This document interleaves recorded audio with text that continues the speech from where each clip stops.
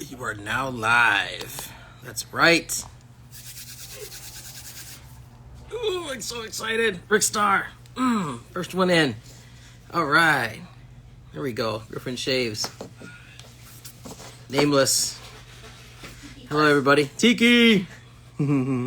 Chubbs. Dude, are you okay? That was amazing. Sully. Let's go. Peter. Carlos. Berto. What's up? Nameless. All right. Cutthroat Journey. That's right. What it do? Kim. All right, here we go. Hopefully it pops in. And I gotta get J-Mac in here. Hola. Hola, ¿cómo pasó? Bien. The whole gang's here. Yeah. Cheers. Oh, right. Saludos. Salud. I have soda. Dr. Pepper. Huxley's here too. He's right here. You'll hear him breathing. You see his tail. You can see his tail. You might hear my cat too because she's in love mode. So just forewarned. Just forewarned. You might hear Jason and Crystal in the lingering all different areas. Yeah. So, hi Doug. Hi Fran. Hey, Hi. Hey, what's up, Angelo? hey J-Mac. There he is. All right. What's Oh up, my J-Mac? God. Living the dream. Douglas, how are you and Fran? Good. Good. Let me try to make room for here. Instagram does not fit us. No, it's the one downside with Instagram. I mean, having 4 people, you do 4 in a live is great, but if it's 2 people on one camera, it's like, all right, well, we're gonna get very close and personal. Yeah. Yeah. We know each other though. It's I was cool. gonna say you guys know each other. I think. I do need aftershave. Well, all right, man. Let's get into it, dude. I'm just so excited. Hi everybody. Thank you for tuning in, and just want to thank J-Mac, for continuing on helping, to host these, and then just also thank you, Doug and Fran and Hux, for taking time to do this. We greatly appreciate it. And it's just so awesome, spend time with us here. So Well, thanks for having us. We've been waiting all day for this. Everything is set up for same. the moment. Excellent. I've been looking forward to this all day too. And then about 2 hours ago, I had to break out the cease and desist for a very lovely shave, one of my favorite all-time scents. And so definitely. Right. I was like, you got a cease and desist? I knew all about that. And I'm thinking, oh, he's talking about Cat. Right. Yeah. I gotta get that set. That's one I gotta pick up still. Yeah, you're going on. Sure. Jason's already got boxed up for you. He's already got my box. Reach back and grab the deodorant. I see it. Yes. Yeah. I have Club Guy. I have unscented, clown fruits, and Dapper Doc so far for deodorants. Okay, right on. Yeah. Nice. For the odorants, as I call them. That's a good selection. Yeah. It really is. Especially clown fruit, which you can use pretty much all year round and just freak people out. I love it. Well, yeah, you've seen my glow in the dark stuff, so I just Yeah, but you're missing some stuff, dude. You're missing the glow, El Fantasma. yeah. I gotta pick that. I need one. I gotta buy one of those. That's the original OG glow in the dark shave gear right there, man. Yeah. We released that. People were like yelling and screaming. Mostly like, you probably shouldn't shave in the dark. It's like, no kid. Yeah, I did it. Yeah, I did too. But I mean, disclaimer: please don't shave in the dark. Yeah, for safety reasons, don't try this at home. But if you do, seriously, like a trained professional, and then if you sign this waiver first, I know. Please sign this. There will be blood, probably. there will be So exactly. Yeah. So I know usually we get questions and stuff in the question box, throughout. And then we have some questions of our own too. So, but for the people who may be new, because I know there are some new folks in the that are on the scene now. Introduce yourselves, Doug and Fran. And what do you guys do, and about your brand. Do you want to go first? I always go first. first. So no, ladies first. No, you always go. I'm normally not here. Okay, first of all, see how it's done. Okay. Watch and learn. Good evening, folks. Thank you for joining us here tonight on the Razor Company's live extravaganza. I won't be your host tonight. However, Angelo and J-Mac will. I will be the guest because I so choose to be. And so to my left, Frances Towle of PhoenixShaving.com, and to her right, me, Douglas Smythe of PhoenixShaving.com, and Huxley Hodegs is floating around here somewhere, also at PhoenixShaving.com. We are traditional wet shaving hardware and software developers. We've been at it for over a decade now, and I mean, we can get into the origin if you want. I feel like we've done this a million times, or we can do it again. But because you're right, there are a lot of noobs there. In fact, maybe we should do that. I don't know, but well, there's questions. Oh, and there are questions that are filling up. So this is great. Welcome, everybody. Thank you so much for being here. And I see questions that I promise I'll try and get to, as will Fran. So that's it. That's my intro. Was that good? Was that okay? Perfect. So awesome. Thanks, man. I've been practicing that all day. That was perfect. So I want to start off with a quick, easy kind of icebreaker question. So we know you've been in the wet shaving game for quite a long time. Just around, well, I think you were ahead of me, and I've been in 9 years. And you do all the scent, a lot of the scent development, stuff with the hardware, but I don't really hear you talk about the shave much. So what's Douglas Smythe's ideal? What are you talking about, man? I'd rather be shaving. That's all we did was talking about shaving. That's true. But and I might be remiss to mention, is that still ongoing, or it's kind of we left you with a cliffhanger, kind of. Thanks to COVID, it really stopped after COVID, and then COVID turned out to be. This will probably be a question anyway, so I might as well answer it now. COVID, made it a really banger of a year for us. Evidently, my guidance counselor was wrong when he said you'll never make it as a soap maker because, when a virus strikes, everyone's washing their hands. So that was a really good year for us. However, it was a very busy year, so we had to put the show on hold. But ideally, Matt and I will, we do it live whenever there's a meetup. In fact, we're going to be doing it February 25th at the Arizona meetup. I should also mention at the top of this, guys, there's a meetup happening in Arizona. Razor Emporium is hosting it February 25th. If you're in or around Phoenix area, you should be there. And if you're not, you should fly to it and be there.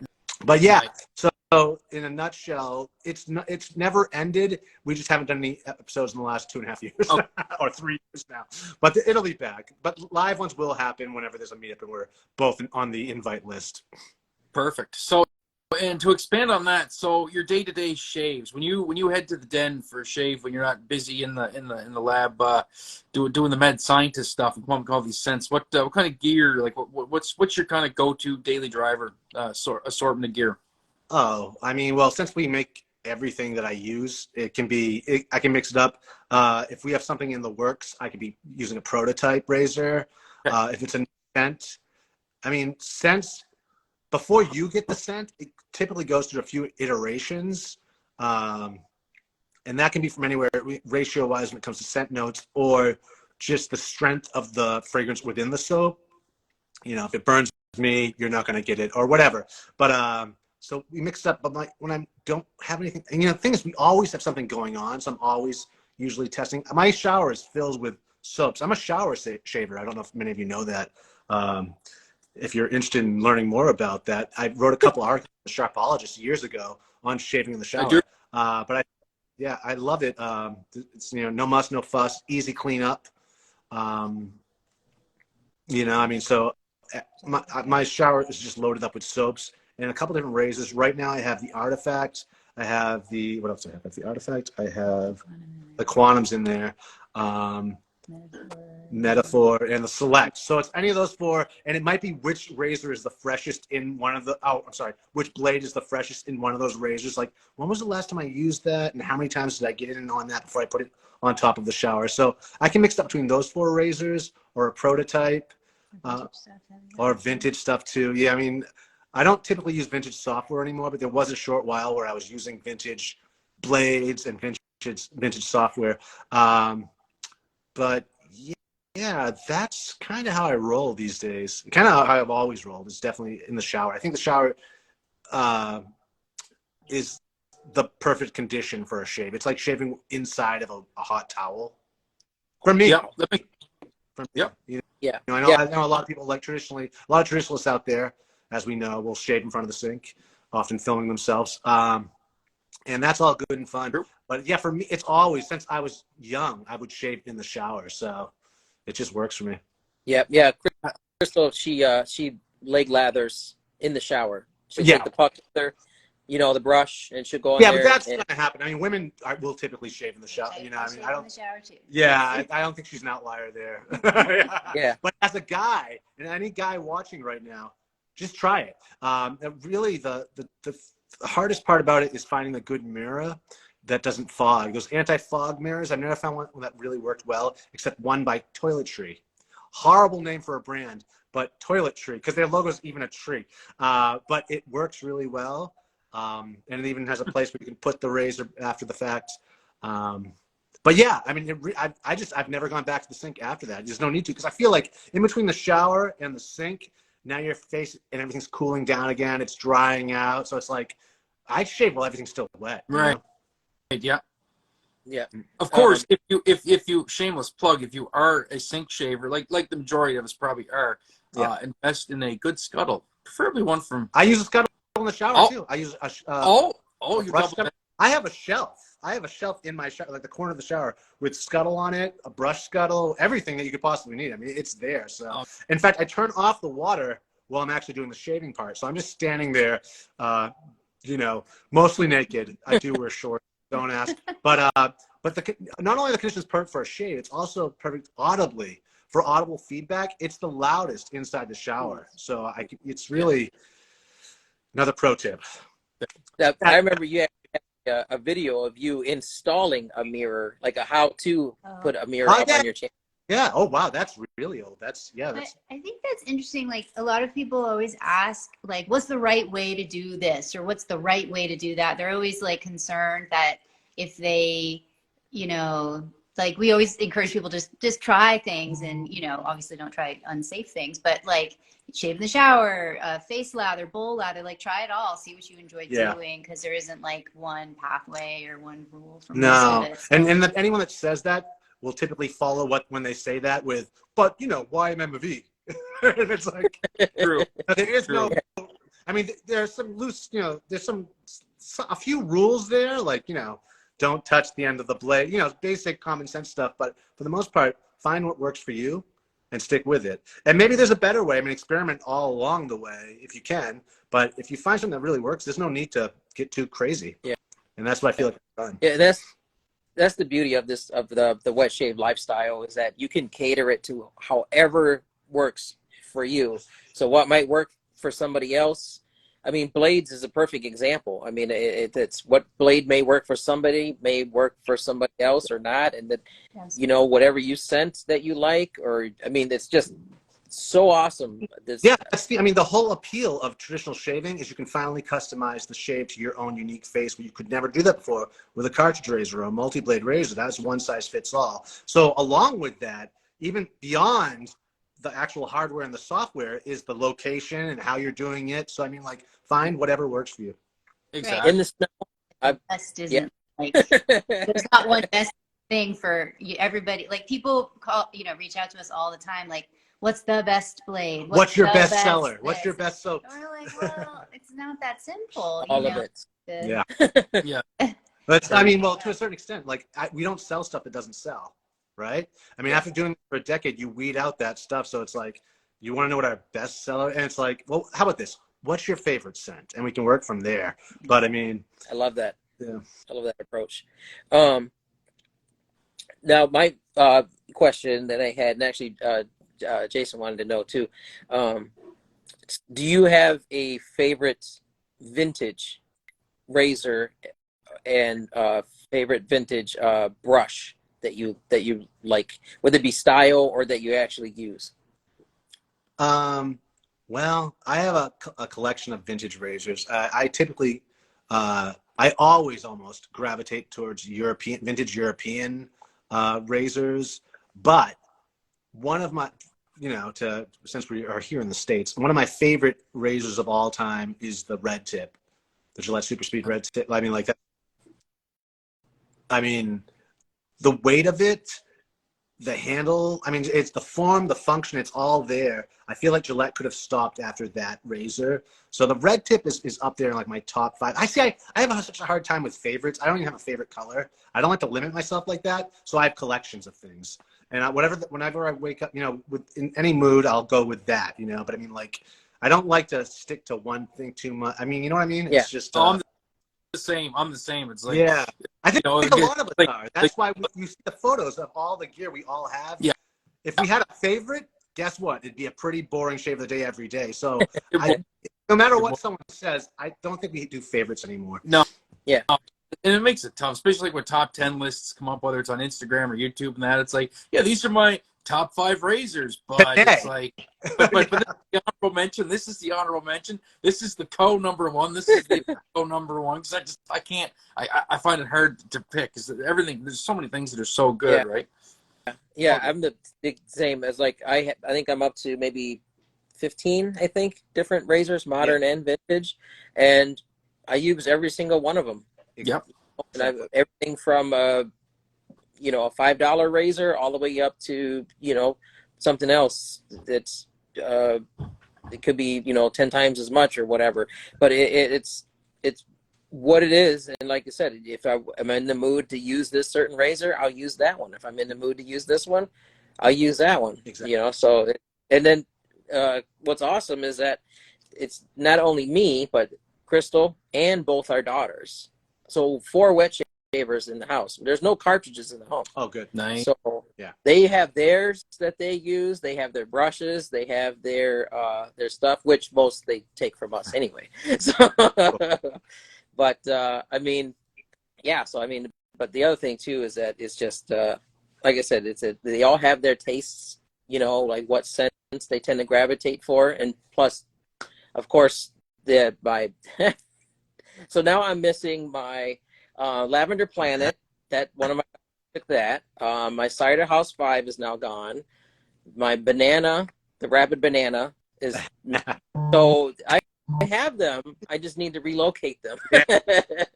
Gourmand. Always lock up the gourmands. That was the first to go. Yeah. First to disappear.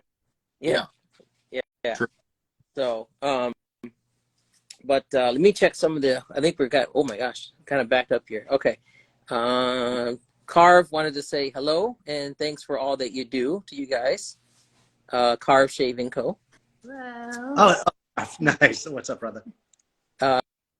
Peter, the shaving cyclist. I think we was. I'd rather be shaving. Wants to. Will that make a return? Well, I know that. we'll be doing it live on the 25th. Yeah, I remember you just said that. Yeah. You may remember some people have seen it in the show. We actually filmed a couple of the live ones. I wonder if we did the last one. I don't think we did. But Well, I remember was it the SoCal meetup? The Idaho meetup, right? what? What was it? Was it Idaho or no? It was the SoCal meetup, or it was one of the most recent ones that you guys did a live there? No, that wasn't this. Oh, SoCal. SoCal. Okay. Yeah. Yeah. It was SoCal, and I think I was the only one with a microphone. Oh, you know what it was? The microphones that were provided for us, I was on like a dud. It's just like the sound was horrible. And you know, YouTubers, you know, there's a lot of meetups after COVID. People doing meetups again, and you know, historically we would do panel discussions and stuff like that. Bring your own gear for a panel discussion. Bring your own mic that you know works, and just whether you need to use it or not, just bring it just in case. Because I showed up to this one, shame on me, without my good mic, which I typically always travel with. So it came out crappy. This one, though, I haven't even really discussed it with Matt about filming it yet, but we more than likely will, and the sound, I can assure you, will be much better this time around. Nice. Always be prepared. Right. Seriously. Yeah, that's definitely a good tip, and I'm hoping that they'll be able to have one here for the Razor Company. I know that's in talks, in the works, because there's a lot of us here in Michigan. Well, yeah. And I know. Yeah. Yep. I think There's in June. Michigan about except shave and Yeah. freeze. A lot of water. We have 5 lakes worth of water. Why wouldn't we? You know. I know. I remember I went to Maggard's one year, and me and Matt were driving around like in like the cow fields, like where the hell are we? And we drove for like hours after we landed, like trying to find this place. And then when we got there, it was just like, you know, a small village in the middle of nowhere. So yeah, no, Yeah, but I mean, yeah. Adrian, Michigan. Are you guys? So if let's say if Jason was the host to have a meetup sometime, whether it be this year or the next, I mean, it would be awesome if you guys were to come. So just dial that in the back there someplace. But yeah, that'll be so cool. Be so cool. Just do it in the summer, maybe talk to Jason, but doing the summer support Douglas doesn't freeze to death up there in that Michigan winter. Oh yeah. I mean, it was about it was in the negatives the other day, but it was 40 today. It was hot. I was out in shorts. looking like a tourist. Yeah. I have to be in spring or summer where you can count me in. No, screw that. Idaho, every time I'm in Idaho, it's freezing. I'm trying to think what it was. Last year, was it? No, this last year was fine. He did it in the right month, but the year before, I think Matt did it in, was it November or was it February? It was freezing. I was not dressed for that at all. Like, yeah, cold. Idaho Falls. But kick-ass meetup. If you ever get a chance to make it there to one of the Northwest meetups in Idaho, it's a lot of fun. Nice. Ooh, here's a good one. And I see a couple of, again, a lot of people who may be new in the community. They want to know, what is the story behind your hats, the one you have on, and also your sailor hat. You mean like the history of the hat, like a pith hat in general, Or why he just why you wear why you wear them? Oh, because I'm balding from I have like a Friar Tuck bald spot on my head, so I've just got sorry, no, that's not true. I'm really just a hat. I've always been into hats. I like hats, especially, you know, living in Arizona. When we began in Massachusetts, and I was wearing the captain's hat. I grew up on the beach down there, so it just seemed right. Out west, I refused to wear a cowboy hat. Those 10-gallon hats are just a joke. So, I mean, they don't breathe well like this. In fact, a traditional pith hat with real pith, I collect them. I actually have a few from the 40s. But if you soak it in water overnight, the next day you put it on, and during the day in the desert, what happens is evaporative cooling. So it keeps you cool with inside the hat. Inside the hat is like a harness, this thing right here. So it floats on your head. And so inside that space, it's like air conditioning. So I think it's just a far better design when compared to the cowboy hat. And so since I've lived in Arizona, I've been rocking these. And I think more and more people are wearing these now since I started.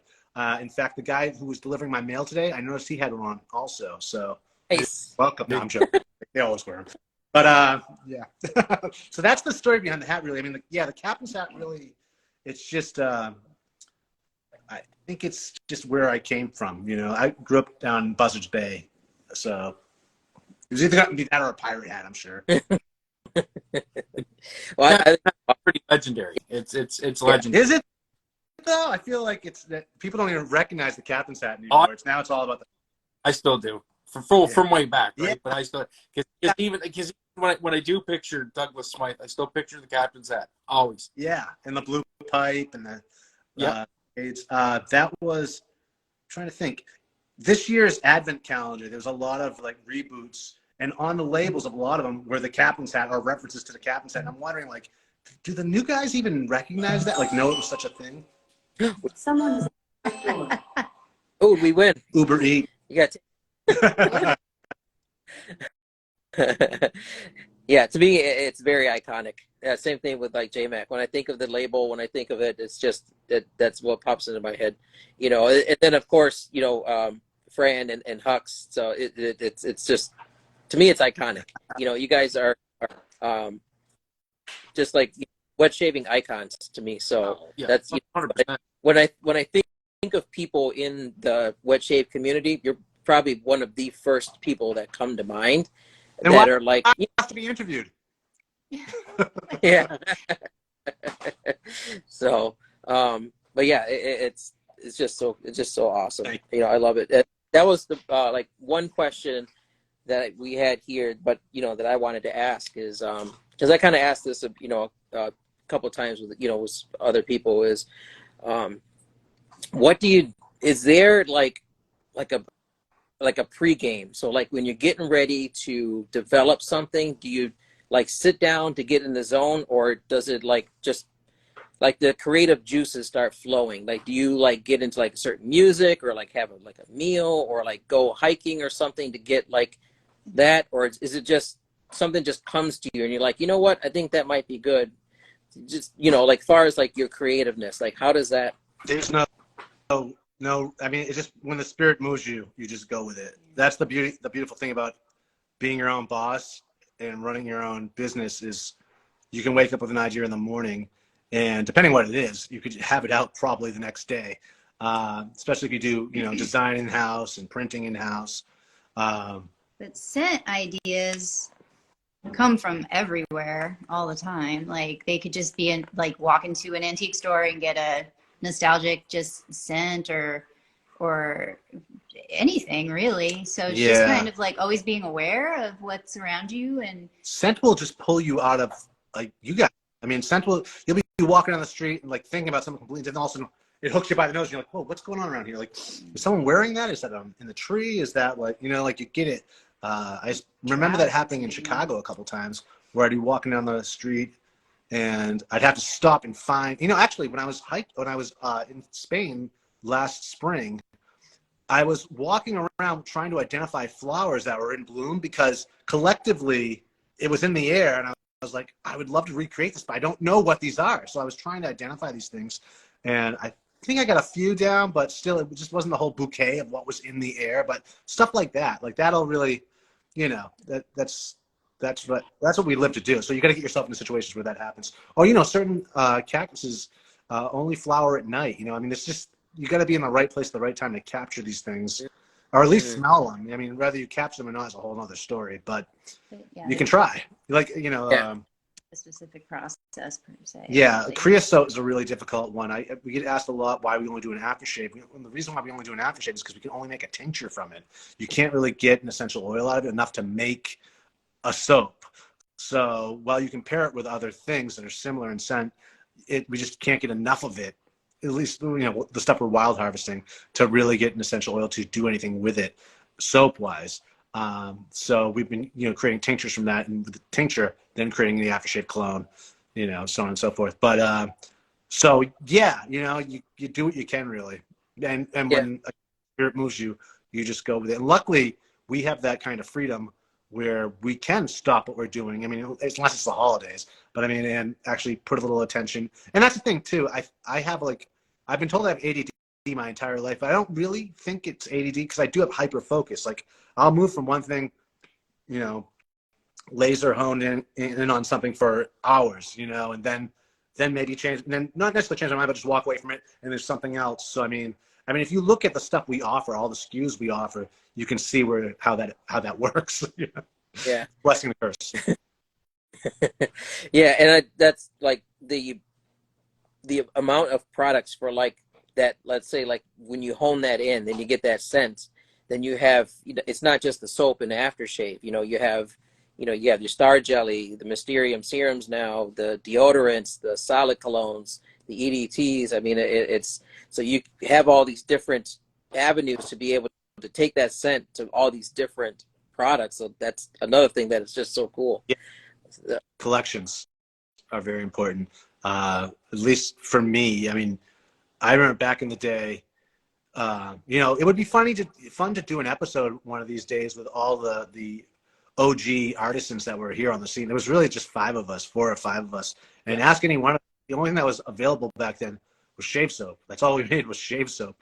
Aftershave, it was like new tech when that came out. When someone did the first, I think we might have did the first aftershave. I'm not really sure. I think we might. Maybe that happened around the same time. But like offering an entire collection, I think we might have been the first to do that. Definitely deodorant wise, we've been making deodorant longer than shaving soap, so we were onto that before the soaps even came into the picture. Where typically you'll see the artists do the soaps and then go on to that after the fact. We came at it a little backwards, but yeah, So it was just soaps, and then it was soaps and aftershaves. And for razors, all you could really get were, the companies that were still doing it, like Edwin Jagger or Mercur, vintage stuff. But there was no modern single edge blades out there, really. There was no gem style, anyways. It was slim pickings back then. People don't realize. People are crying over the mailman being late, but at least it's showing up, guys. Back when we did it, it was like ordering out of the Sears Roebuck and waiting like 6 months for anything, or just, well, what if, or like the stuff did not exist. You couldn't even dream of it because it just wasn't out there. Scuttles, if you wanted a lather scuttle, you had to order it from someone that was, a potter, on Etsy or some other high-priced website. And, granted, they should be getting everything they earn for that because it's a process to make one of those when you're throwing it. But that's how a scuttle was like $60 back in the day, $70. There was no mass-made scuttles like there are now. There's so many things that are different now. There's so many options now that your scuttle is a mainstay in my den. Like I don't even bowl lather really. I face lather, but I still use the scuttle when I'm done. When the brush is loaded, full lather into the scuttle it goes. Exactly. And it works perfect. And I use it in the summer. So in the summer, I fill the inner chamber or the outer chamber with cold water, and I have a cold scuttle, cold lather in the summer. It's perfect. Yes. That's like the travel scuttle. You can make an ice scuttle out of it. You put it in the freezer, and then you put your lather in that, and that's I mean, so many things. A brush scuttle, like that brush scuttles weren't around.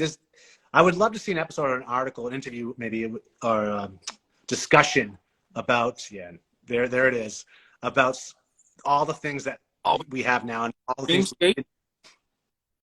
Yeah. Does Jason have those? This is his personal. I got to get one. I want to upgrade from his collection. So he has Doug's scuttles. I want to upgrade my Phoenix scuttle to a Dreamscape. Actually, that's one of the things I was planning on doing in 2023. Was I want a bigger scuttle, right? Like I love the one I have now. Like I think it was the first one you came out with, the first white one, the Crown King scuttle. Which is still a fairly decent size, but I'm a bit of a messy latherer, so when I do like to make one in the scuttle, I like a bigger one, right? So, and this is a combination of like scuttle and brush scuttle. It was like that size, like it had that sweet spot. It's the 4-inch diameter. But that was a lot of fun. We got a lot of flack though for the size of the logo on it because it was like that big, like Crown King. Yeah, it was huge. Yeah. But I still like it. It's still in the den. But yeah, I'm definitely upgrading to the Dreamscape because plus the Dreamscape is just a gorgeous. Nice. I have a huge dome, so this is big. Yeah, we're doing a new color too of that very soon. We're going to be putting in for a new color.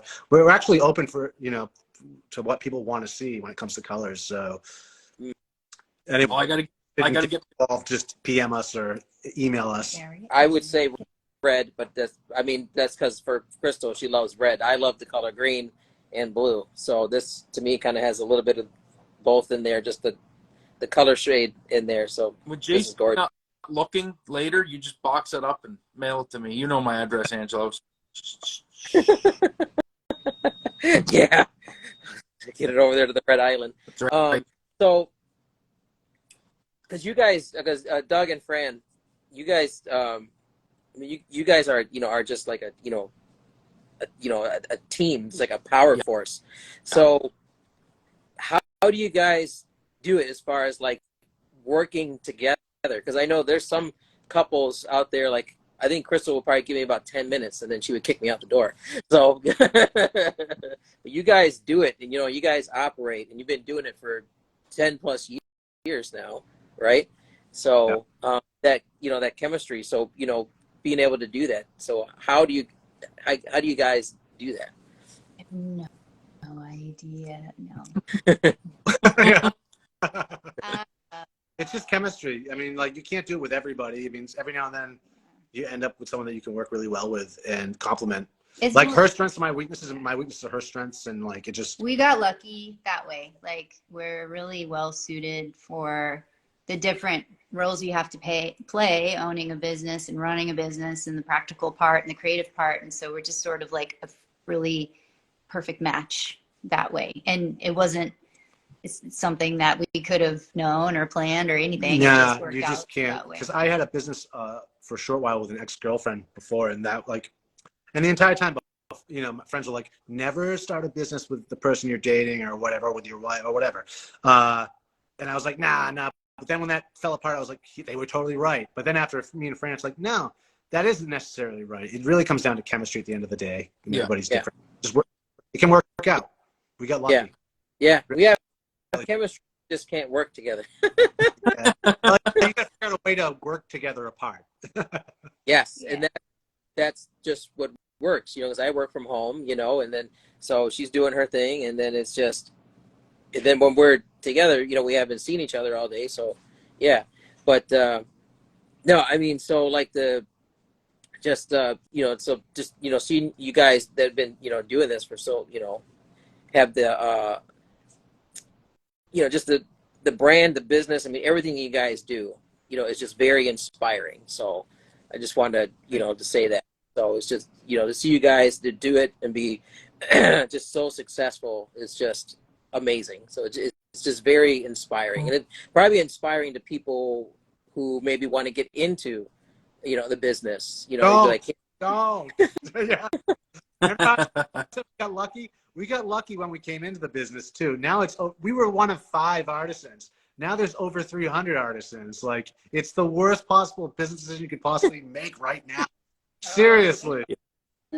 Well, it's one of them. I mean, it's so oversaturated. It's very different now. It's very sure. different. Yeah. I mean, then more advice too. If you're not paying attention to what I'm saying now and you're still ready to go the course, don't come up with a name that's like based on cowboys or pirates or in your name or logo have like a razor blade substitute as one of the letters, maybe a T or a V. Like, I mean, like, it's just been done a million times at this point. No.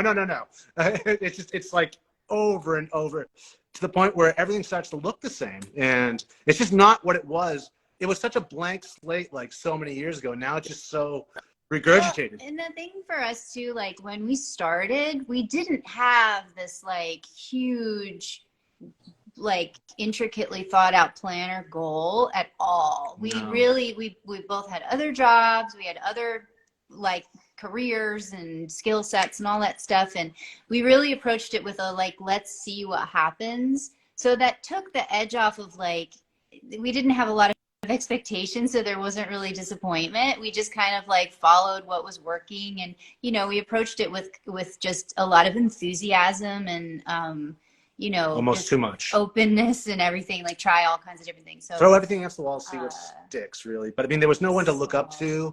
There was no mentoring back then because this is the thing too. There's no recipes even for shave soap online.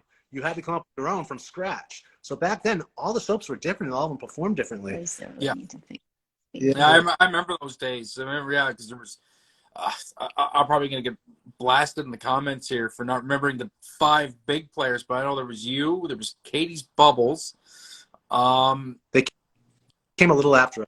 Who were the others? Because those are you two are the 2 big ones that really stand out for me in the early days when I get into the hobby. It was really like it was almost like it was and even back then you weren't even Phoenix Artisan, you were howtogrowmustache.com, and then so it was you, and then there was Katie's and the big one. Pedal Fancies was Fran. I was Hit Gam. Then we combined forces. There was Barrister Man. There was. Oh, right. I guess Barrister was at that time, weren't they? Yeah, see, I'm going to get flamed in the comments now. I was going to say it, but I didn't want to take away your thunder. Fine Accoutrements was around, but they're not really artisan. They never were an artisan, but they were around. They were doing the aftershaves. So I think that's what all the artisan soap makers into making aftershaves. I did interview him on the podcast. We had the first shaving podcast back in the day called Mustache and Blade, and we interviewed everyone in the industry back then, in the shave world back then. And again, it was only a few of us. But yeah, that was interesting because I got to talk to a lot of these early guys too. And just, so actually maybe that is a form of mentoring. Like just being able to talk to some of these guys doing things that I wasn't doing at that time. I was learning, on the go. But I mean, really, it was just such a different time. So yeah, another thing, don't crowns. People use crowns in their logo all the time too. It's overused at this point, guys. Just put the crown down. Just take it back to that. We and Matt were going to do a show one time with a big list of do's and don'ts when starting a shave business, and like all that stuff was on it. And it's yeah, we may never see that show. So I'm just trying to get them. I want to see that show. I need to see that show. That would be good. That'd be good. That's good for a laugh. Yeah, that'd be good. It is. It's just, but I mean, like, but you'll be laughing, and the reason why we laugh is because a lot of it's true. Yeah, exactly. Shave tropes. I rewatched those seasons probably more than anything because I just I think the episodes that I liked the most was when you guys were doing like the traveling, going to find when you took the road trip when you were going to find vintage razors. That was so cool. Razor picker episode. That was cool because that second part 2 of that episode is when we discovered that little old lady and her trailers. Yeah. She had trailers and cottages around her property that were just packed with junk. Like junk. I mean, there wasn't junk at all. It was razors and like just all types of Americana. Yeah. But I mean, it was just Toggle. It was unbelievable. Yeah, the toggle. I mean, like, and it was sucks because I was running over to the trailer. Like Matt was already there with the rest of the crew, and it's like finders keepers. So I mean, like he's pulling out all this stuff. I'm like, hoping he's grabbing me. That was those 2 episodes were fun to do. That was so awesome. I mean, I like them all. I rewatched them over and over. All right, so Crystal had a question for you guys. Where do you find the inspirations when you're going for your art? Because I mean, your guys' artwork just because when I look at just like everything, when I look at my shave den, like to me when I look at them, it's like like they tell a story. So I mean, where do you get the inspiration? Well, that's exactly where it comes from. I mean, because we've been working on the saga, the story for almost at the beginning of Phoenix Shaving. I've been writing an ongoing saga that is on most of our sales pages. They continue from one to the other. Characters come and go. They reappear in the labels. So the narrative also shows up in our advertisements. So it's not always like in prose. It's visual too. So we're always pushing the story and building the Phoenix Shaving universe out. It's an expanding universe of different characters and storylines intersecting with each other. So that's typically what I'm doing. It's another part of the story. All the labels will aid you in understanding what's going on. A lot of them contain like code or anagrams, just different messages can be found. I wanted our labels to be a lot like a Beatles album cover. You know what I mean? Nice. Also, I did a lot of drugs in the 90s, so it could probably be coming from there as well. The more I think. Work. So, I mean, it's all good. But I don't think a lot of people realize that the saga is going on. Like, it's a thing. Like, some people just go to our site and look at the soap and the splashes and buy that. They don't explore the site more. But if you explore the site more and sometimes scroll down, the story begins after the ingredient sales pages. And we have ebooks that you can pick up with parts of the story. Even the soft cover we published a couple of years ago, part of the story. So it's an actual book. And we, for a self-published book, we've sold so many. For like a new author, it's kind of ridiculous the amount of books that we've sold. It's funny. So at the last few meetups, I bring very little product these days, but I bring the book and I do autographed copies. Ooh, nice. I mean, I think it's cool. Like, you don't see any other artisans, I don't think, putting that level of anything into the website or or that saga or the story making, right? So, which was something I think is fantastic. Yeah. It's just a little added Douglas on top of things, right? Yeah. Like, It's usually our thing. I mean, who's going to do that after the fact? I mean, most artisans are done before they even get to the sales page. It takes a lot of work making products, especially if you're doing it. I'm lucky to have Fran here too to make, to give me that freedom to be able to do this stuff. So, and at the same time, it's uniquely Phoenix Shaving. So I don't know why anyone else would really want to pick it up anyways. I mean, it's kind of like, it's just something we do. You just pour everything you love into your business and it doesn't feel like work is what it all comes down to. So what you're seeing and enjoying are just coping mechanisms in play. Well, and I think a lot of the artwork and the stories are really like, they're mystery and adventure.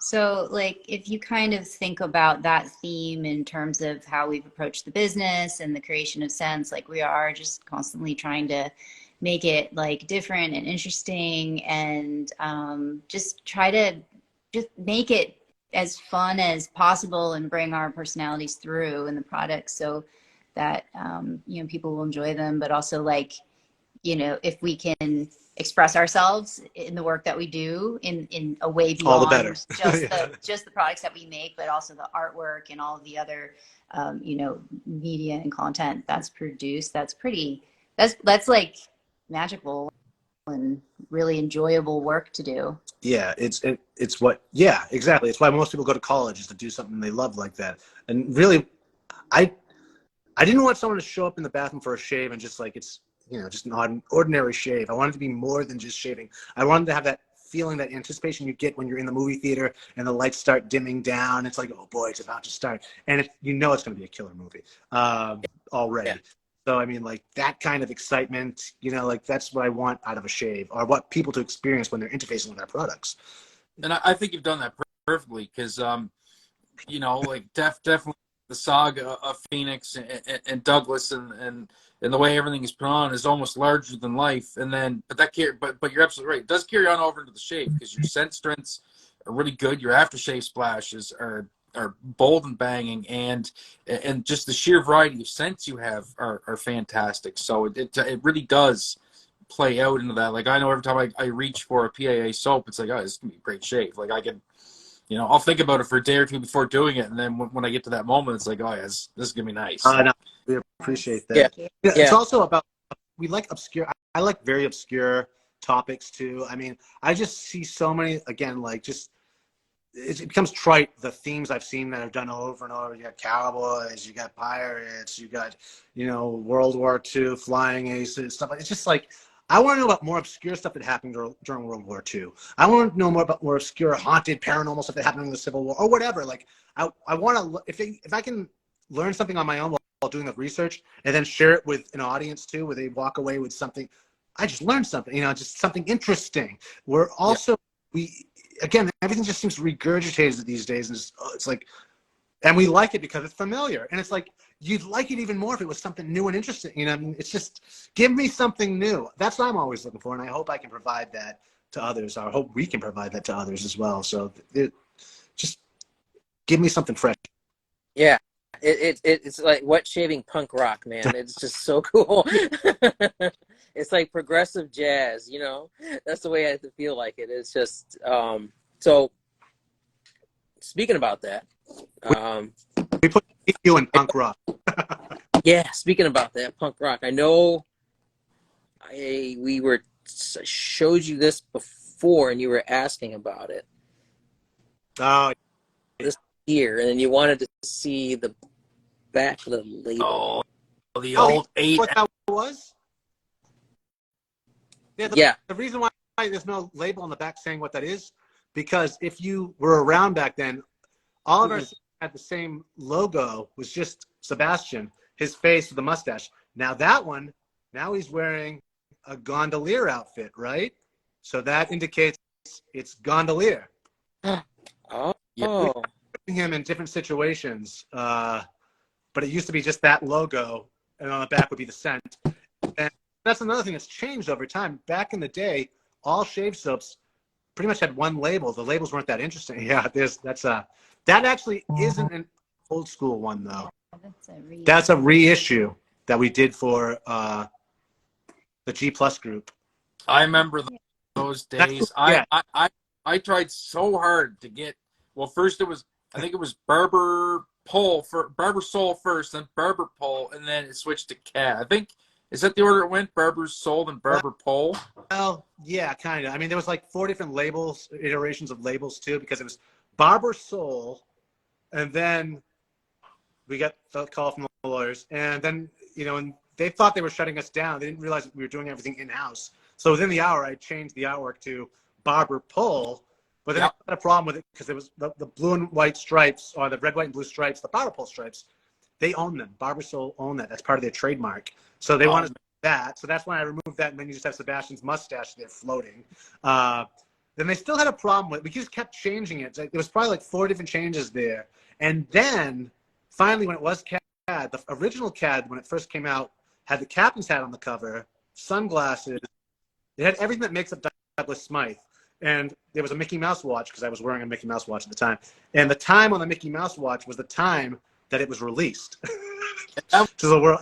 So it was just and that was the one I think got like I couldn't get my hands on it until it came out in the 8-ounce film canisters, because just as soon as you dropped the smaller tins, just boom, they were gone. Because I remember this because I tried like for months to get my hands on one. They dropped, boom, drop, boom, gone. And then you came out with the big tins. So I was finally to get one, and I had one. I'm like, oh, I'm not letting this go. I bought 2 more. Gave one to my stepfather and had 2 for myself. I've gone through 2 of those tins. Yeah. No, that's a fine example of what we used to do with Sebastian. So we'd start putting, on different things. And if you notice on the back, the instructions on the back, I have the temperature you should be using it at too, the water temperature for best results, that little thermometer at the top. Yeah. I used to encourage people to take the temperature of their water before they used it. But now hold that one up. Which one is that? Oh, this one? Chocolate bourbon. Oh, it's chocolate bourbon. Yeah. Then these are all Jason's. Yeah, those are from the vault. But yeah, if you Yeah. notice that what we were doing with Sebastian, you see Noble Otter does that now with the otter in different situations. But Synergy Shame, it was first happening. Yeah. Coconut Bay, which I own the new one. Oh, froze. Oh, all right, stand by. Oh, My camera. we're back. Okay. Yeah, there we go. Coconut Bay, which I have the new one, Coconut Bay, which I think the only one I don't have is the pineapple, but I have the Atomic Age Bay rum, and I have this one, the new one. I mean, that's out now, the Coconut Bay. Yeah. Which I used that the other day because it was just cold, dark, dreary. Here in Michigan, it was just overcast. And I'm like, I need a lift me up, so I wanted something that was very uplifting. That's a fine example of using something in the moment, like when the spirit moves you. Is like you don't need a favorite soap. You can use it as a tool. Especially it comes with a lot of people suffer from SAD. So it's like when you apply aromatherapy to the equation of what you're using or what's your favorite and what isn't your favorite and why you even need a favorite. That's a fine example. It's like you wanted to alter your atmosphere, and you can do. You can also want to go back in time. The fastest way of going back in time is smelling something nostalgic. So, I mean, you can really control that. Another tip that I've mentioned in the past is if you don't like a particular scent, there's a couple things. If you don't like a particular scent at first sniff, you got to wear it first. But not only that is if you still don't like it, put it away for 6 months and then return to it after that and try it again. And your nose it's had enough time to really understand that scent now. It might not have understood the scent before. It's relative. And so it had time to work on that scent. But beyond that, if you really want to like a scent, wear that scent to a special event, like a wedding or a family event or something special, and then you'll forever associate with that event. After you can trick yourself into liking scents is what I'm trying to get out at the end of the day. Yeah. Most. Yeah, I did that with I've every time I've tried, for me anyways. For Fran, apparently not. No, it doesn't. That's the thing. Is I've had scents I didn't care for, and I've worn them to things that it's made them special to me. Yeah. Like one that I really like. There's 2 that does that. Because I do this a lot. I'll have a tin and I'll have it sitting on my desk while I'm working. So that's like my therapy for the day. Like aromatherapy is that I'll just open it and then. If I'm working through the day, stress or whatever, I shave soap because it's just the scent will get me there. And Solstice is one that's very grounding for me. That's exactly the right word. Yeah, enough, and the scent's powerful enough. You can just take a seat in your summer. It works like a car air freshener. And that's a good tip if you have a soap that burns you, but you love the scent and you don't want to part with it, but it burns you every time you use it. You can use it as a car air freshener that way. Ooh. Yeah.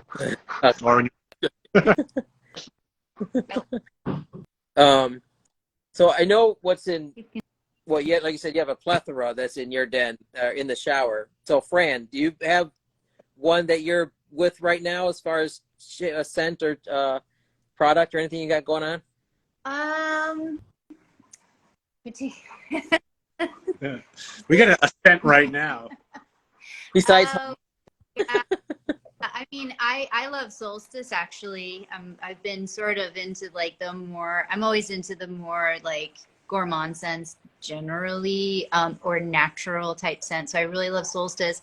I like La Tierra Mojada is Herbaceous. my favorite scent. So I kind of always have that around. I'm kind of like I sort of like to stick with something for a really long time, and then I'll switch it up when I'm just kind of ready for just, like a seasonal change or whatever, but I tend to be pretty consistent. So, and then when we travel, I really love to just like we're in a hotel and smell all the different things that they have there, or pick up different soaps. Oh, that's true, yeah.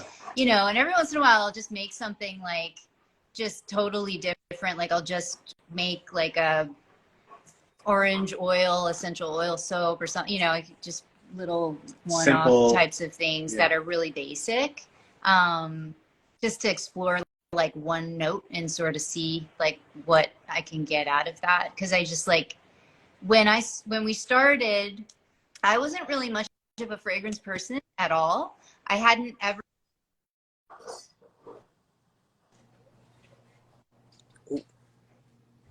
froze for a second.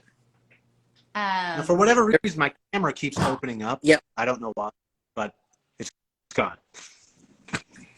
So, so yeah, I still kind of just like try all sorts of different things and weird combinations that don't make any sense and stuff, just kind of like for my own personal, whatever. Or like I'll buy an essential oil that's way too expensive to like make a lot of soap out of, and just make my own kind of soap. That's how it started for me. I mean, my first soap was Classico Bay Rum. And the only reason why I ever even dabbled in that is because no one was selling a Bay Rum out there. And Bay Rum is one of my favorite signature scents. I was, Burt's Bay Rum I rocked for years.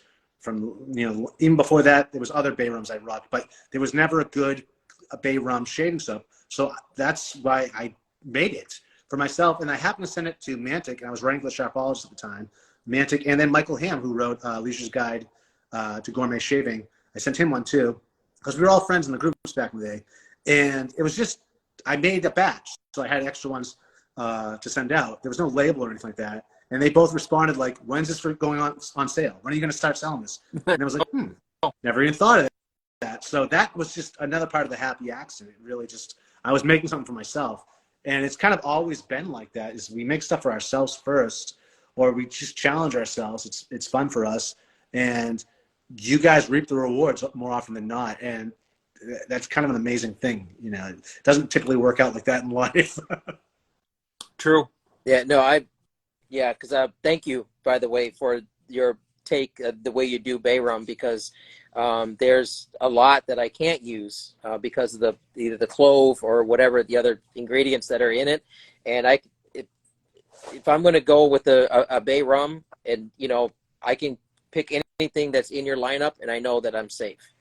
So thank you for doing that on my part anyway, for my skin. Thanks you. I would pet that if you were. And I just shaved this morning. I could shave tonight probably. I'll probably use Speakeasy tonight for my shave. So yeah, that's a good one. But yeah, Solstice, I mean, like I said, it's that one takes me to, like I said, very grounding. I love the scents in that, and being that I have family that all comes from northern Texas, so that kind of area. Exactly. It's a very Native American scent, in fact. I mean, it's the Arizona, and anyone who's been there who smells that is like, oh yeah, totally get it. It has to do with a lot of like yeah, I mean, just the shops there though too, like the almost medicine man type shops, and there's a lot of people who trading who still do posts. Like there's lots of like botanicals that people still wild harvest, and lots of different resins you can sages that they're wild harvesting, and the creosote. And living in Arizona has been, you wouldn't think of it as like a scent explosion, but it really is in its own way. You know, typically you think of like stuff in bloom, stuff that's green and colorful, but like here it's got its own unique thing going on. Especially, I mean, when it comes to creosote, like after the storms here, that is in the air, and it's totally unique to southwestern states. A lot of people will buy our creosote and be like, "What is this?" Like they just don't get it. But for anyone who's here, you just need to experience one storm, and like it'll take you right there. It's really so it does. It really, you know, maybe the fact that I didn't grow up here is why it's also fresh and new to me, you know, and very interesting to me. I'll be like freaking out about an aroma in the streets, and people are like walking by like, "What's wrong with the gringo?" And so, you know. I guess that's so. So yeah, so I have to ask this question. When so when you came up, well, I don't know if it was during the fall, because your fall scents, especially Cider House 5 and Atomic Pumpkin, hit home so much for me, because here in Michigan we have, I mean, you know, there's cider mills all over, and there's pumpkin patches all over the place here. So when I got those this past fall, I was like, yes, has this man actually lived in Michigan or actually been here during the fall? Has like secretly smuggled part of our lawn or something? I have been to Michigan, but wasn't there for that. But that's very New England too. I mean, cider, mulled cider, pumpkin patches, Ichabod Crane. I mean, like it's all haunted New England stuff. So yeah, we grew up in the thick of that. And those scents came out a long time, like a long time ago. So yes, like back when we were still in Massachusetts. Well, no, Cider House did, but Atomic Pumpkin. Oh, Atomic Pumpkin. No. But Cider House came out in 2013. Right. I was thinking.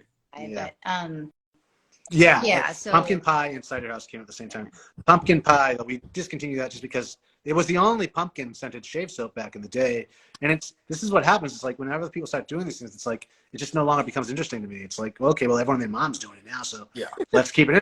Otherwise, everything's looking and smelling the same. Who wants that? But with Cider House, like my very first job when I was like 15, was at a cider house. Was working for an apple cider like farm, and apple cider donuts, and I would make the donuts and cut, you know, cheddar cheese and bag apples, and you know, so that was kind of a nostalgic scent for me. I grew up on Long Island, so so it's not, you know, I've kind of lived all over the country, so there's a lot of different places that have, you know, scents that seem to really capture some of the more unique aspects of that place. But nice. So on behalf of Michigan, thank you for capturing those scents. And the East Coast of Canada. I mean, it's like a whole. It's a kind of like the whole like Eastern Seaboard type thing too, right? Like, I mean, we're full of it here as well. So those very same scents. Well, I mean, it's a huge thing. I mean, that's one of the early drinks in the colonies too, was stuff like cider. I mean, like you couldn't drink the water. That's what you were drinking. I worked at a coffee shop for years where my job was making the mulled cider. So I mean, like, I'm in it. And all the spices that you add to that, you know, it's a lot like, you know, like a chai even. It's all the similar spices, and it's the same stuff you're adding to bay rum as it is. So I mean, like, all those things are spicy, warming notes. In the cooler weather, in the cooler states, or states that experience the extreme temperatures like that, like, those are the things you naturally gravitate to without even knowing why. You just love that scent. And the reason why you probably are gravitating towards it is because it's a warming scent. Energetically, it's a warm, spicy scent. It's like wearing a sweater or a scarf in the fall or in the winter. So, yeah, of course, people in Michigan are going to feel that as well. So, I don't understand. Yeah. I had a question from what we call him Saturday Chris, but Chris was always here with us on Saturdays when we do the lives. Low Haiku Lime, because he mentioned about there was a high karate lime at one point. Would there ever be a low haiku lime? Maybe. It's tough to say, because high karate is like, it's one of our classics, you know what I mean? But it's not like a huge all-time bestseller. There's a reason why we only sell it for a certain amount of time, because people it's just not always selling well. So I don't know. The lime high karate it's very close to the high karate with just the twist of lime. I don't know. But I mean, if the demand is there, that's the thing, people, is if you want something, you want to see something, we listen. So PM us, email us, support@phoenixshaving.com. If the demand is there, we'll always try something. And I'll never say no to anything. It's more likely someday it'll happen, you know, but we don't ever really want to say no. And we do get hundreds of suggestions. Yeah. I just to put it out there, like we keep a list and we do check stuff out. But we do get a tremendous amount of suggestions. So don't feel, badly if we don't do yours. Yeah, if we don't get to yours right away, because seriously, we have just like lists and dating back 5 years still, we haven't gotten to. We're just so busy, and we have so many SKUs. So it's like there's only so much we can do, but we really do it all. And that's why we do seasonals more than anything, is just to be able to do these things. And that's why we do cullings as well, to take stuff off the shelf so we can put other things on the shelf. And, but we really we want to deliver what people want at the end of the day. Yeah. That, like I said, for me being new, about a year in the game. So like seeing this stuff that like we release throughout the year, to me, it's all, I've never seen this stuff before. So cool. Very exciting. So like when I saw that you brought back Sundown, I need to get a hold of that one, because somebody told me it's like, dude, if you don't have that one, that's a staple. You need to get Sundown and Cat. Get that. Cold Spices. I mean, just all these people, classics that people that have been in the game have, so I'm like, oh gosh, I'm like missing so much. So, but it's all brand. Jason's taking notes right now. He's just filling that box. Yeah. Credit card on the counter. Yeah. And we're trying to like rotate things in and out a little bit more, so like we can bring some of these old, like there's an audience for stuff, but sometimes stuff just we can't keep it around the whole year. So we'll bring stuff back more on a limited basis. And some stuff, like, I think the timing was wrong, where we just introduced it 10 years ago, before our following was as big as it is now. So maybe we need to test it again, see if maybe it wasn't the label, maybe it wasn't the scent, maybe it was just the wrong time. So that's why we bring back old stuff too. And it always shocks me when, like, something picks up and it's like, where were these people, the first time around? So that's promising. Yeah. I've actually, there's a vintage, like, say our arcade that opened up in our town in Oxford, Michigan. I mean, it's quarter ran arcade games. I mean, it's old school. Oh, yeah. And I actually, because the guy that owns it, that runs it, that just opened it this past year, he's just all about, he grew up in the 80s, just like us.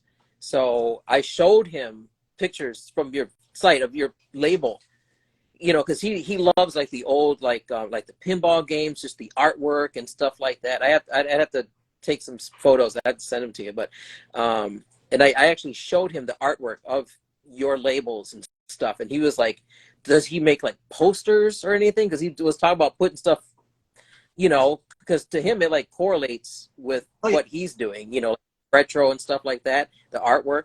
So just know that, I mean, that the artwork and everything, the stuff that you do, it's just not, admired to just the wet shaving community. I mean, if you have a look for that, for any kind of art, Yeah, sci-fi was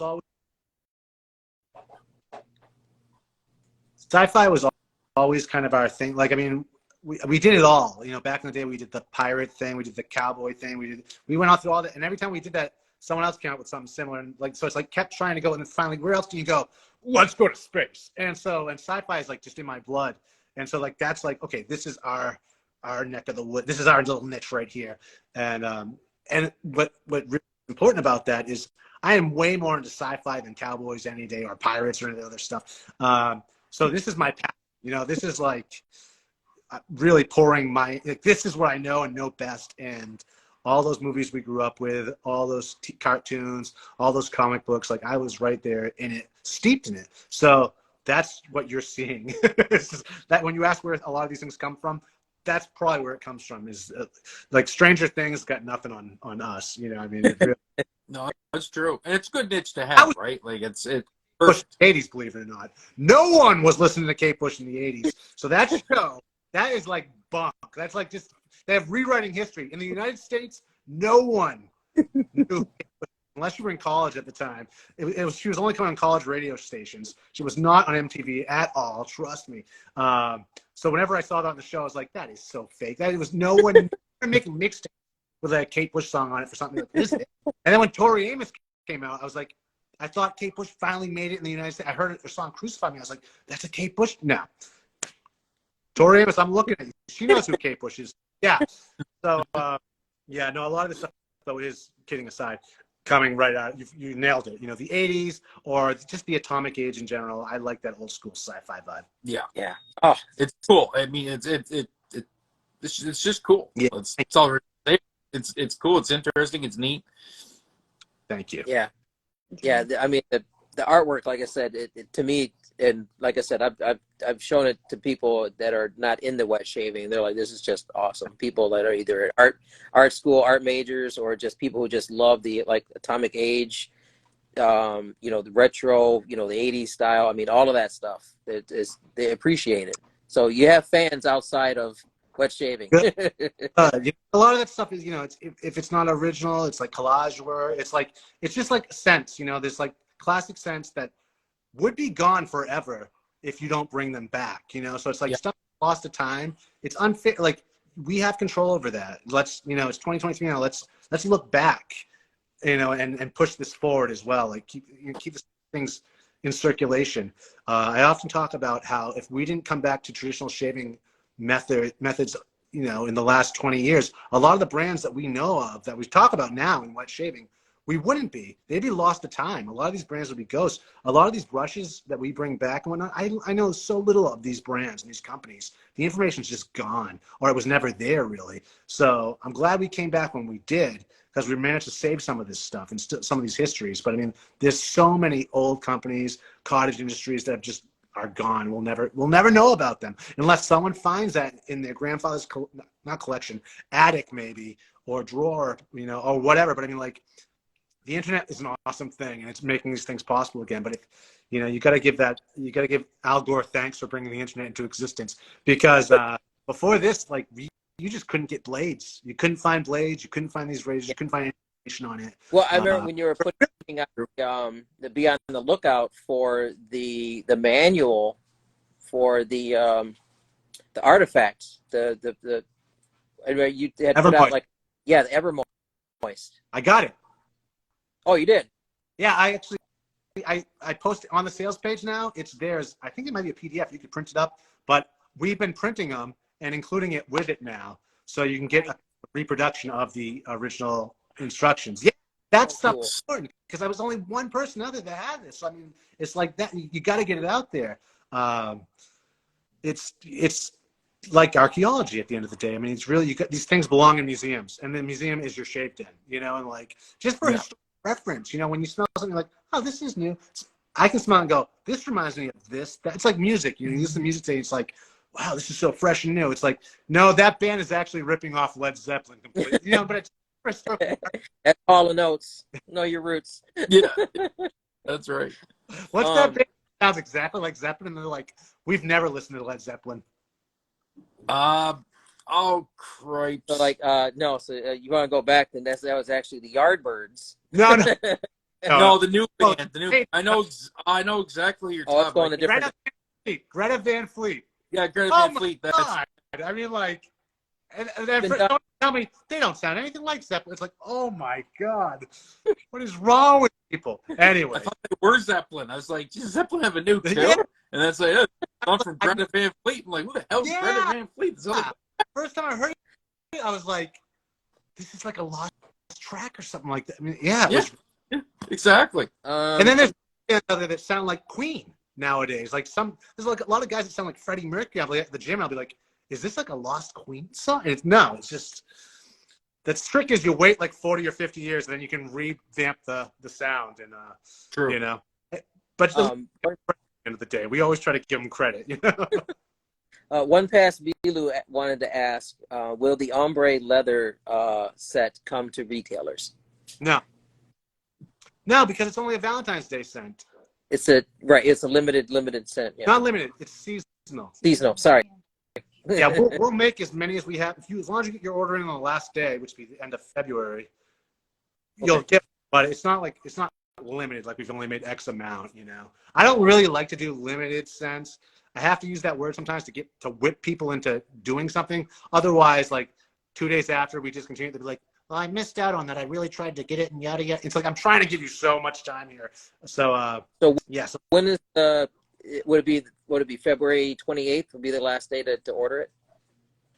Unless it's a leap year, yeah. Yeah, unless it's a leap year, Fran says. Yes.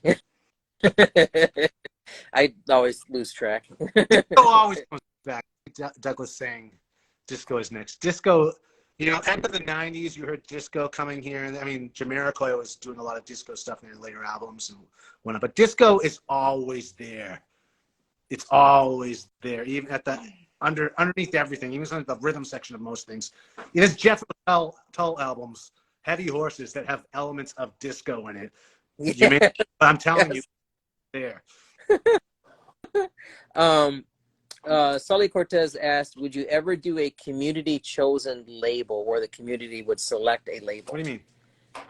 So I don't know if he's asking like if you had like 1, 2, or 3, and then somebody would choose 1, 2, or 3, or we did that with the Chicago, yeah, the Noir. Tamanu Noir. Yeah, Tamanu. You had 4 labels that you could pick which one you wanted. Yeah, we offered 4. You picked which one you wanted, and then which the most popular one we kept after a while. So we've done that in the past. Yeah, like I said, lots of us are just, you know, we haven't been here. Well, it could happen again if I get inspired and I make a bunch of. The thing about the Chicago one is I did it for a meetup, and what I used to do back in the day. My goal was to do a shave soap for every state.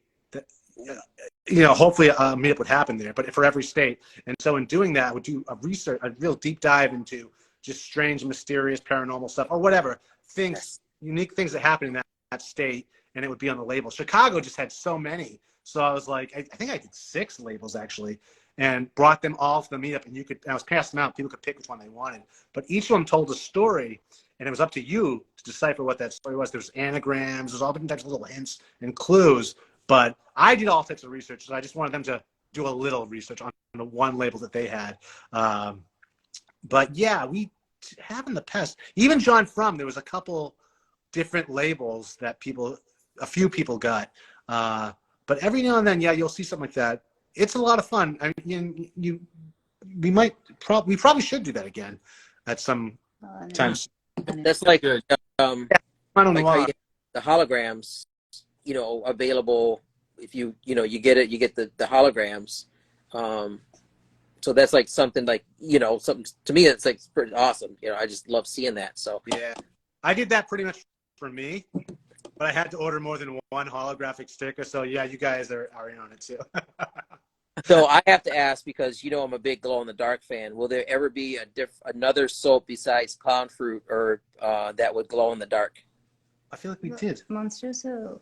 Monstroso glows in the dark. Okay. I'm pretty sure. We did a couple in the past. I mean, we had the Clown Fruit glow sticks. But yeah, Monstroso did. I feel like something else. And the glow powder is really expensive. Yeah, it's really, really expensive. The glowing we're using.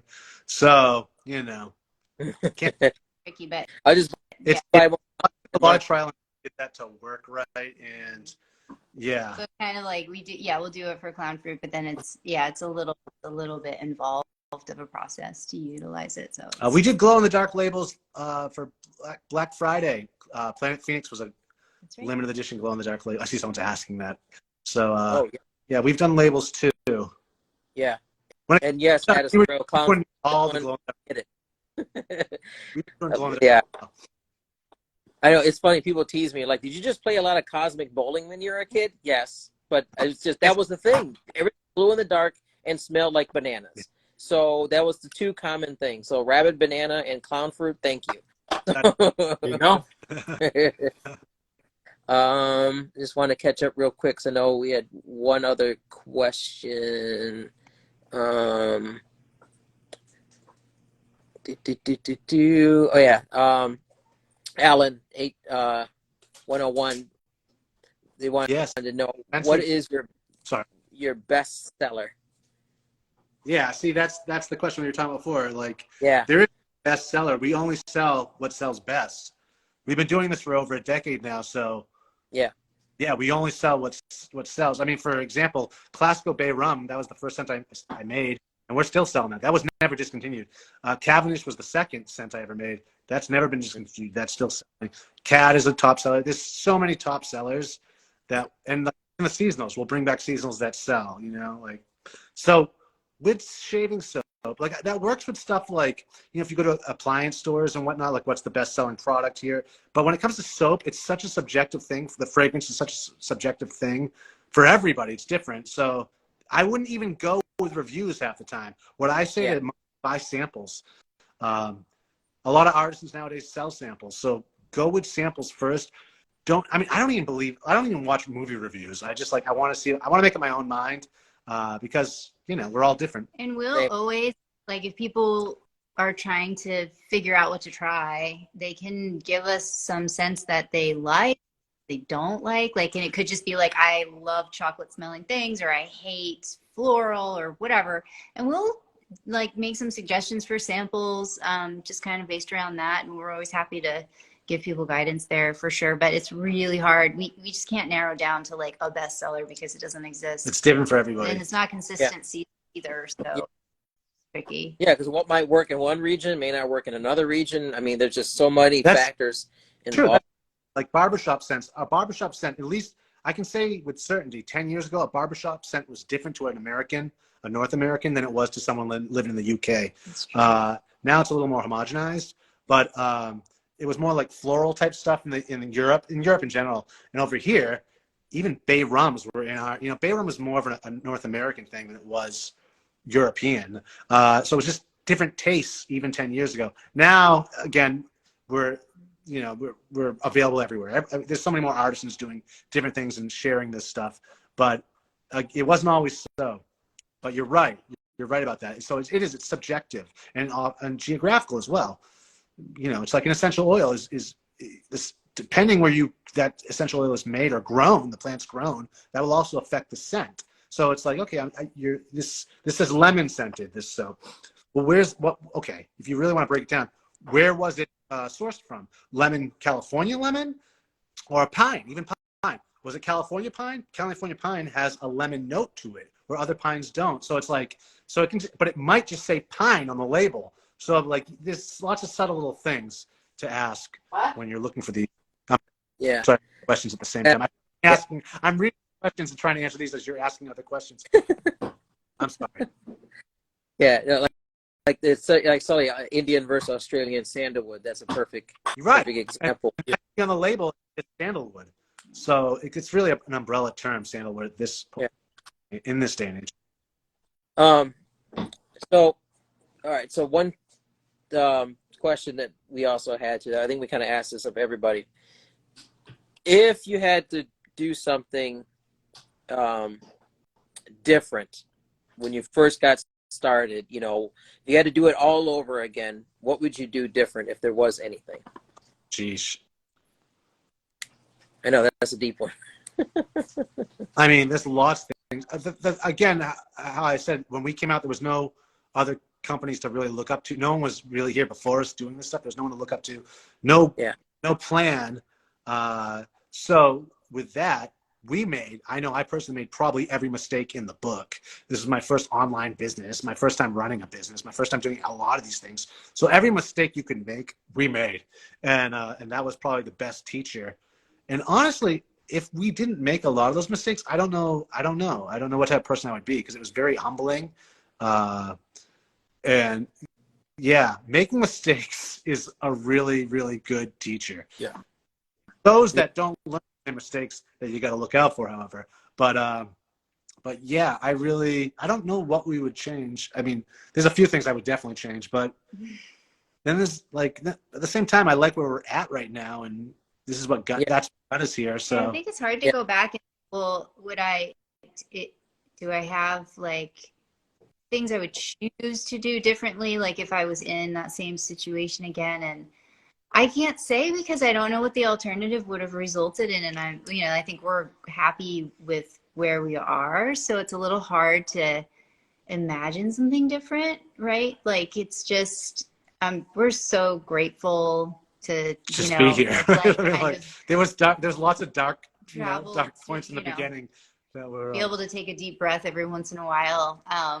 I mean, I think like we definitely worked as hard as we could. And still do. To the like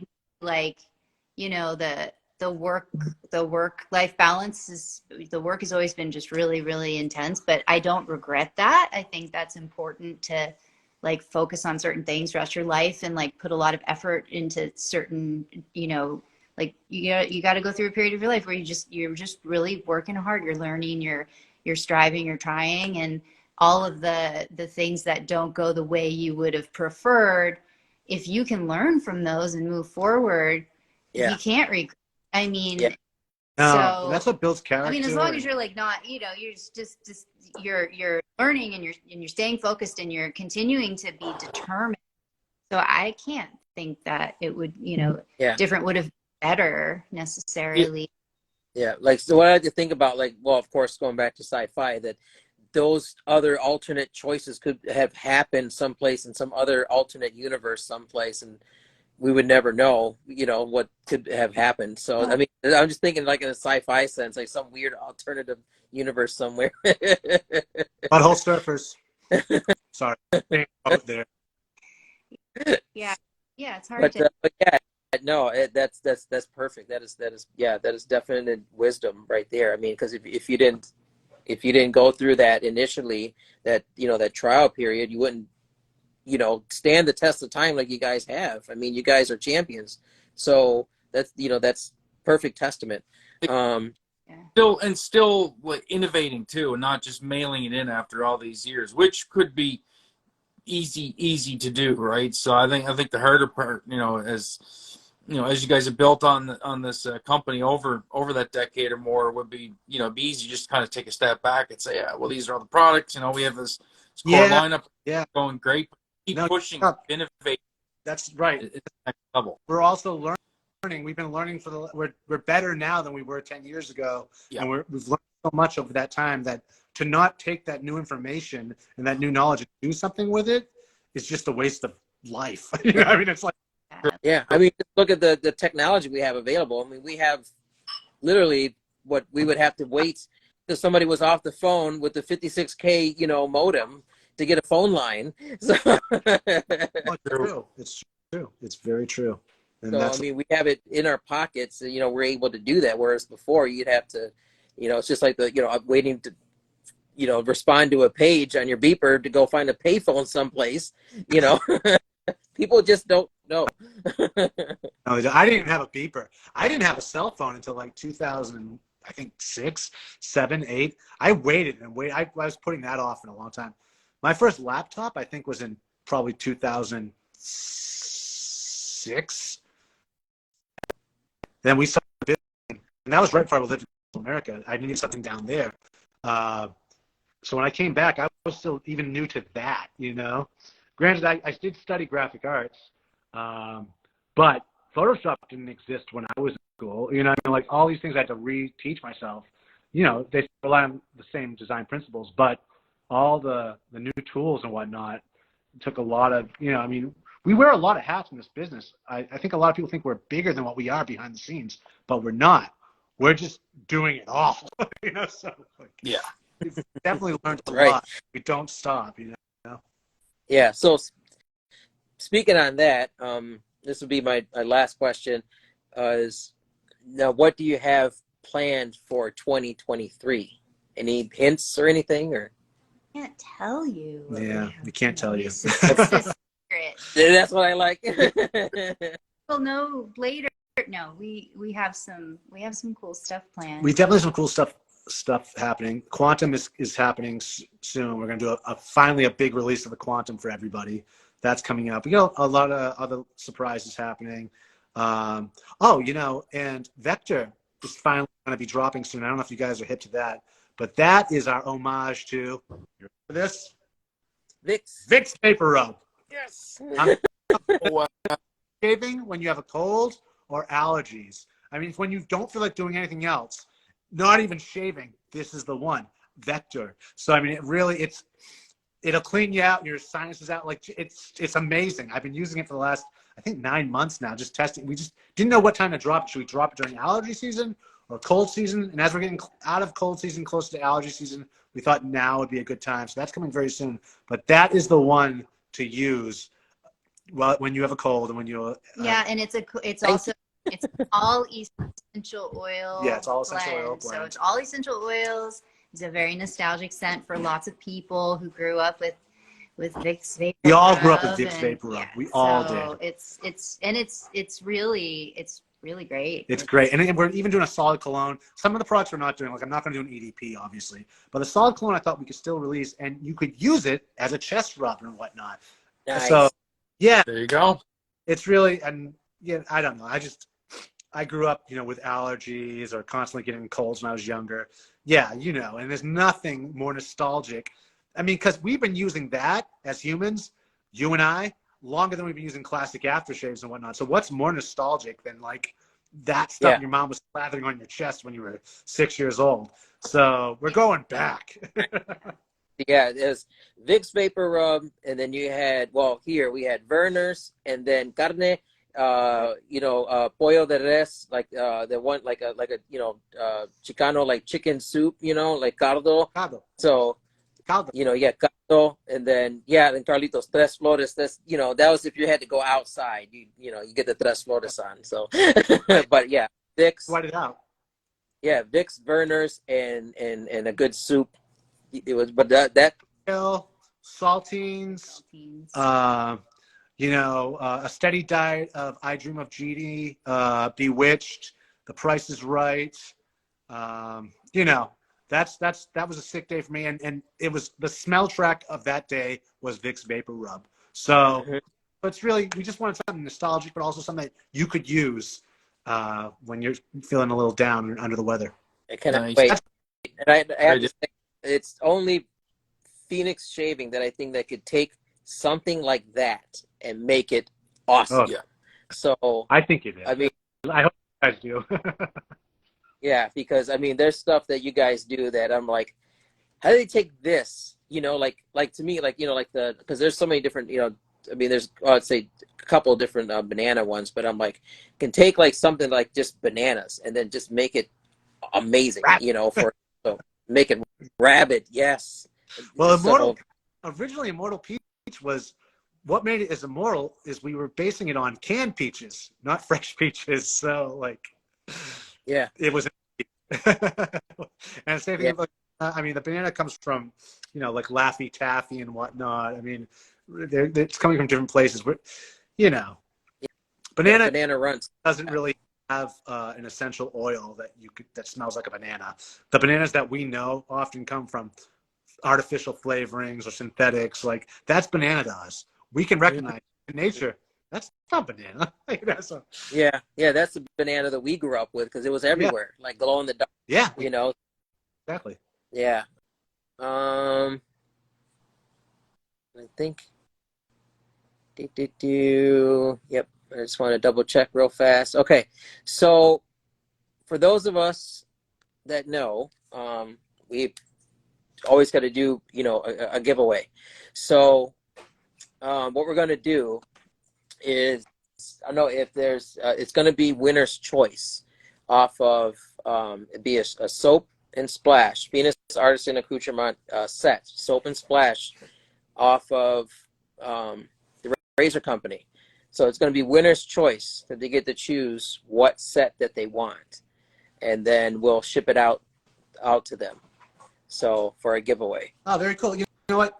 Throw up 100 pack of Strange Lit blades into that too, and we'll send them out that part of it. Ooh, nice. Thank you. Love those blades. I ran out. I need to buy another set, so I can't win because I'm here. Flip like that. Okay. That's all right. He just put he put a set in my box. I am buying it. There you go. He's got enough. So I'll be leaving with some. Don't worry. So okay, we have 57 and 58 in here. Wanna So questions before we head out? oh, did you have some? No, he's just saying to check the questions, see if there's any more there before. Yeah, Oh. yeah. I I have don't know, questions like- for you. Yeah. Hidman wanted to ask if there was the barcode on, forgive me if I'm saying it wrong, Denade Foil 50, which is the one we were just talking about. Yeah, that the barcode. It's kind of it means Danaid foil 50. So can you scan it? I don't think so. It's more of one of those fonts, So Yeah, go like to Target and see if you get a ring up. That would be so Yeah. cool. barcode for some things that are actually real, but that one. No, I don't think it does. I really like that whole label tells a story, so that's part of the story. Yeah. So But be on the write-up on the website. we did have stuff like that in the past, though, like with QR codes you could scan, it would take you somewhere. Or we had a number. One time we on our back of a business card, I think it was a business card. It was some of a card. I had a number that it looks like I jotted the number down real quick and forgot and just ended up throwing it in someone's But the number was actually part of the business card, and people were calling that, and it would take them to a recorded message that had another part of them, a code that they had to figure out and random stuff. So yeah, had I more time with that label development, I probably would have done something like that. But He handed this to me. I'm telling you, I can't leave without getting something after everyone. There's a reason why he has me host. I'm There you go. sale. yeah. I'm an easy sale. Oh, let me see here. There are at Hidman, but not in the UPC code. Nice. Yep. Doug so wanted to know what's new for summer. That's to be seen. Stay tuned. Yes, we will have something special for the Arizona Shavers meetup. Any plans? At least From the advent calendar. Oh yeah, I mean it's been so busy lately that we haven't really had a chance to look back at what the most popular advent calendars were this past holiday season. But we will, and some of those we will bring back. So if you have anything in mind, just contact us, and I will have a poll on the Facebook, the Phoenix Shaving fan page on Facebook. So there'll be a poll up there eventually you can partake in. There already was, but it's just the time. Let me see here. Somebody asked, Bar do you have Wait, here we go. Any plans for body bars in your sense? We do. Yeah, we have body bars that match mostly all of our scents. Yeah, which are Yeah. awesome, by the way. Can confirm. Yeah.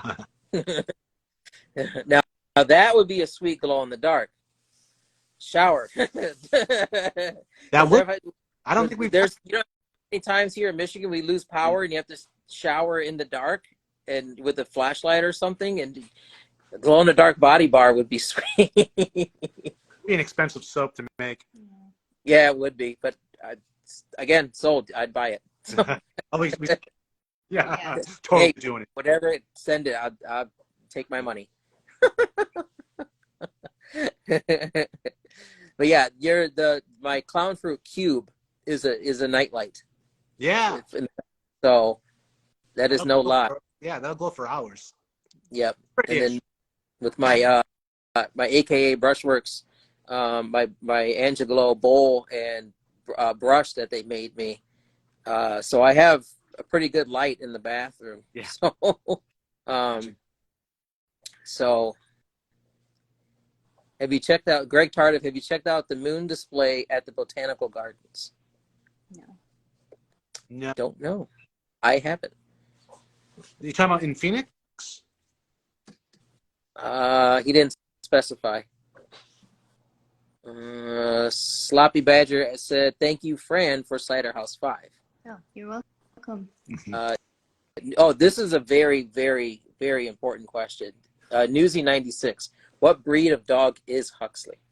He's a Malamute. He's an Alaskan Malamute, but he's like a mix of things. So he's mostly Malamute. He's a little bit German Shepherd, a little bit Husky, and a little bit Gray Wolf. beautiful dog. Yeah. So Nice. awesome. And he goes with you when you're hiking, right? Yeah. Mm-hmm. Yeah. That's so cool. That's so cool. Now Are you just spin that have a hat. giveaway, Angelo? What was What's that? that? I said you want to spin that to giveaway that everybody is waiting for. Yeah. Yep. I was just checking through everything. So, okay, 1 through 61. That's how we do it. And the honored guests will pick a number, and then I will count down and find it. So, between 1 and 61. Go ahead.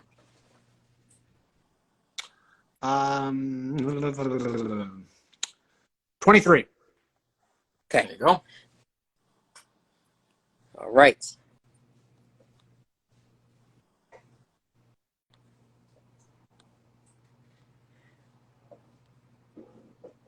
I'm just counting.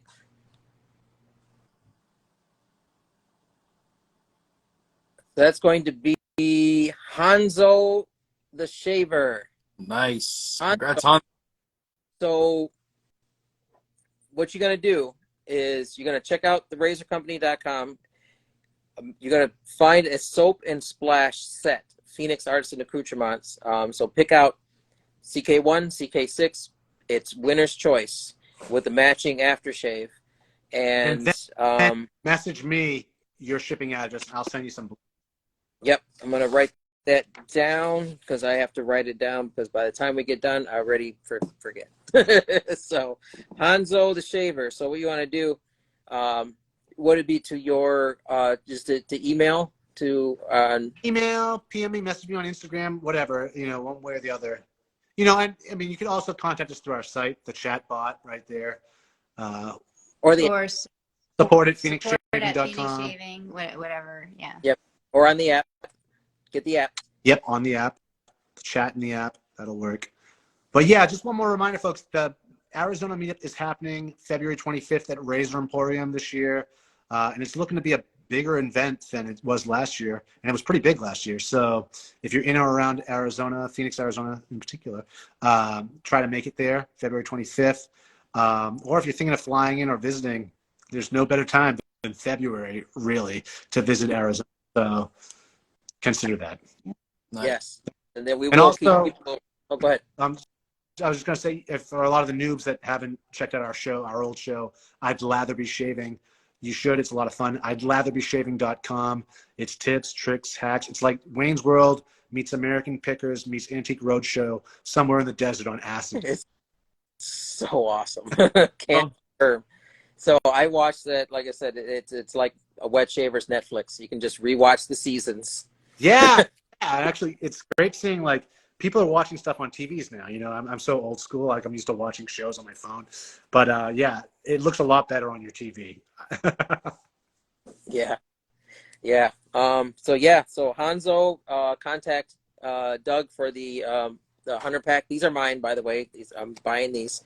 And then contact me, Angelo.Amador Jr. on Instagram, and let me know what soap set that you want to get, email address, and shipping address, and we can get that sent out. So yeah. Oh my gosh. I'm sorry. This has just been amazing. It's been a lot. So thank you, Doug, for talks. And thank you guys. I think he's spying that people on the shelf behind you. But yeah, thanks for having us. We really appreciate it. Yeah, he's back. He's got his head up against the wall. It's always a pleasure to see you. Always a pleasure to see you too. Thanks for coming on. It was a blast. Yes. Thank you, J Mac, for hanging out and My pleasure. keeping me up so I didn't faint. So because you guys are just so awesome. I put on my bandana the same way everyone else puts on their bandana. There you go. True. Good tip. So, all right. Thanks, you guys. Thank you. Thank everybody for watching. Take care, everybody, and have a good night. You too. See ya.